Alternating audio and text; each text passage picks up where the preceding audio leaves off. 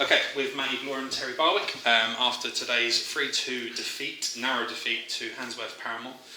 Gentlemen, where do we start? First half, couple of goals, couple of red cards, bit of a bonkers game in the midst of Storm Dennis. Yeah, 2-0 up and totally cruising, in my opinion. Didn't think Handsworth offered any kind of threat in any situation. I thought in every area of the park we just looked very comfortable and doing exactly what we asked of the players. We've had a lot of conversations this week. In training on Tuesday we spoke at length, and then today before the game we spoke at length. We've brought little bits. We've had to play to the conditions today, and also we signed the big man back, who is an asset. He's a danger in both boxes really. So yeah, it's really frustrating. We're a bit lost for words, to be honest, because it's hard to explain. The situation when you're down to 9 men, you can feel, the other side getting on top. But I thought we dug his heels in, really well. And then when the first one went in, the second one, even then you take a point with 9 men, and then last kick of the game's it's cruel, but we've got to pick ourselves up off the floor. So we've got a big cup game again Tuesday night. There's always positives and negatives in every game, isn't there? But if you'd have told me before the game, what do I expect? I expect us to beat Handsworth. No disrespect to Handsworth Parramore. That's not it. This is my own personal standards. I expect us to beat Handsworth Parramore at home. I do, and we haven't. So that's our problem, innit? We haven't won again. And we can keep going in, and we can keep talking to people. It's good that we're talking and honestly letting people know how we feel, but it's getting a little bit tedious, isn't it? We're not winning football matches, and at the end of the day, that's what we're here for. We're not here to be 15th, 16th looking over our shoulders.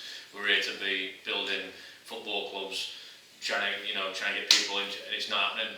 So it's just man and his problem, innit? At the end of the day, yeah, we can isolate today's game and say, well, the sending off did this, that and the other, but then next week there'll be another excuse, and then next week there'll be another excuse. At the end of the day, we didn't get 3 points, and we can blame this, and we can blame them, we pick the players, we pick the formations. We've worked this week, what has killed me and him is we've worked a lot, and bored them to death for over nearly an hour on Tuesday. The shape, the game plan, this went through every individual, this is what we want, and it was done. But then when you're in a circumstance where you've got 9 men, we haven't practiced that on Tuesday, and we haven't gone through that. So that circumstance for me has cost us 3 points. Yeah. And we either do something about it and start bringing things into place to avoid it happening again, or we accept it. I don't know, I'll have to have a think and we'll have to have a chat about where we go from here, because it's not on. It's not on. It's free. Today, we've not criticised these players a lot, and we'll never criticise these individuals or a group, me and him included. But it's not on that today. It's cost the club 3 points. And it's cost me and him 3 points. It's not acceptable. Is that how you see it? Yeah, listen, definitely. The lads who was on there, full credit to them. But at the end of the day, we've still lost a game of football. So it's all right, praising it. At the end of the day, as a group, we've lost a game of football, haven't we? And whether there's some positives, a couple of players who we thought, oh yeah, can he do that? They come through it. But at the end of the day, we've been beat, and nobody likes getting beat, especially not us. We'll be fine. They will be fine, and they'll be spoken to. We've got to have a long chat about it tonight, but it's just the timing.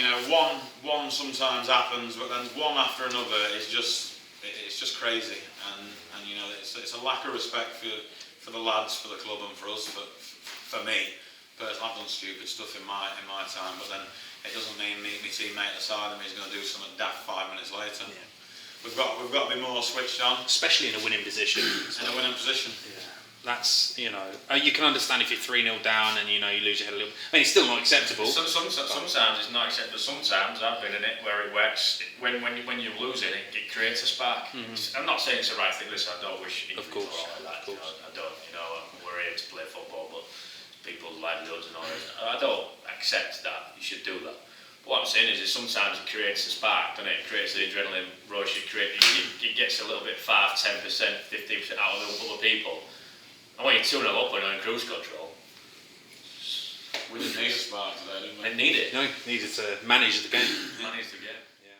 Definitely, like you say, we just want to put everybody in the picture, don't we? You know, there's not a lot of opportunity in non-league. You know, I know we do the videos. It's great credit to yourself and all the rest of it. We try his best to keep, you know, but we just thought it was a good opportunity just to ask. There's lots of things that we don't feel like we need to address to the wider audience, aka everybody else in the league, or that we do feel like maybe the fans deserve to know about, which we wanted to tell them and keep them in the loop, so to speak. But yeah, I thought it was well attended. It was always good to speak to people.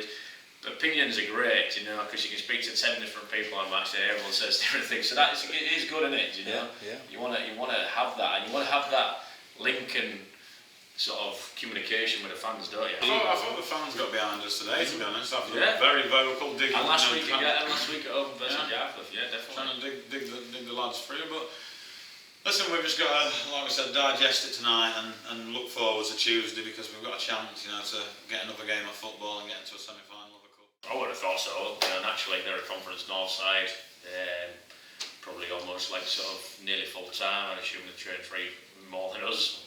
One compared to their 3 or whatever. Got some good players. You don't play at that level by chance. I think they've had a game called off today, so I don't know. It is totally dependent, isn't it, on what they think. But we've just got to enjoy it. Enjoy the occasion. Some lads out there in our group who've never played against that level of footballer. So I should relish that chance and opportunity to again learn from better players and experience a quarter-final of a cup and all the rest of it. I think when we spoke before, Matty, you mentioned in a previous interview that it's nothing to be feared, but actually something to enjoy and see where you compare next to these guys. It's all to gain on Tuesday night. I think me and him was always. When I played, I was always the other way. I didn't particularly enjoy. Like I said, we found it hard going down levels rather than playing up was always almost more enjoyable, or whatever you want to call it. You know, it's almost that factor in it that you just want to prove to people that you can do something. And yeah, I should say it's positive, but yeah, we're going to win. Yeah. You know, it's the same thing, innit? If we don't, we'll look and find out why. Yep. Yeah, looking forward to it. And I hope there's a few people down there, and I hope this storm Dennis clears up a little bit. Absolutely. Well, gentlemen, thank you very much. Cheers. Appreciate it. Thank you. See you later. Cheers.